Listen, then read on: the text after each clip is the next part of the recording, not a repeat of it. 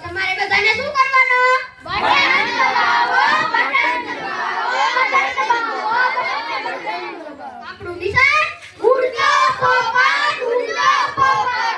આપણા ગામમાં કોઈ એક સમસ્યા?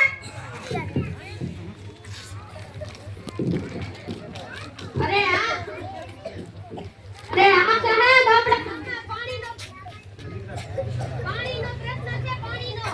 અરે આવો પાણી પાણી શું કરો છો? પાણી કઈ પીવાની ચીજ છે?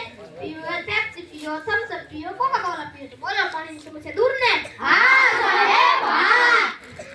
તમારે બધાને શું કરવાનું? બટન દબાવો, બટન દબાવો, બટન દબાવો, બટન દબાવો. આપણું ચિહ્ન ઉડતો પોપટ, ઉડતો પોપટ. આપણા ગામમાં કોઈ બીજી સમસ્યા? હા સાહેબ, હા. આપણા ગામમાં રસ્તાની સમસ્યા છે, રસ્તાની. અરે આવો રસ્તો રસ્તો શું કરો છો? રસ્તા પર કઈ ચાલવાની ચીજ છે? હેલિકોપ્ટર ઉડાવો, સબમરીન ચલાવો, વિમાન ઉડાવો. તો બોલો રસ્તાની સમસ્યા દૂર ને? હા સાહેબ, હા. તો તમારે બધાને શું કરવાનું? બટન દબાવો, બટન દબાવો, બટન દબાવો, બટન દબાવો. આપણું ચિહ્ન ઉડતો પોપટ, ઉડતો પોપટ. આપણા ગામમાં કોઈ ત્રીજી સમસ્યા? હા સાહેબ, હા. આપણા ગામમાં અનાજનો પ્રશ્ન છે, અનાજનો. અલ્યા અનાજ શું કરો છો? અનાજ કઈ ખાવાની ચીજ છે? ખાવા કાજુ ખાઓ, બદામ ખાઓ, પિસ્તા ખાઓ. તો બોલો અનાજનો પ્રશ્ન દૂર ને? હા સાહેબ, હા. તો તમારે બધાને શું કરવાનું? બટન દબાવો, બટન દબાવો, બટન દબાવો, બટન દબાવો.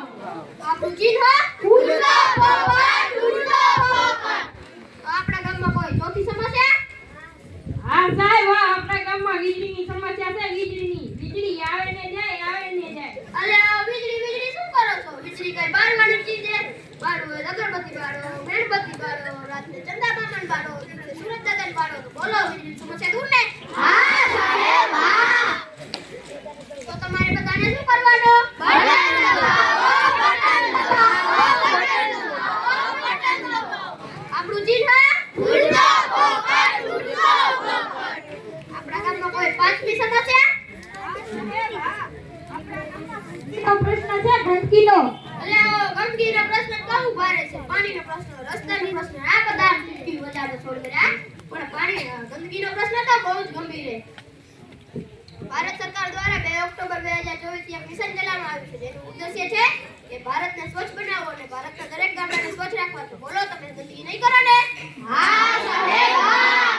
જો તમે ગંદકી નહીં કરો તો આપણા વડાપ્રધાનજીનું સપનું સાકાર થશે. તો તમે ગંદકી નહીં ફેલાવો ને? હા સાહેબ, હા.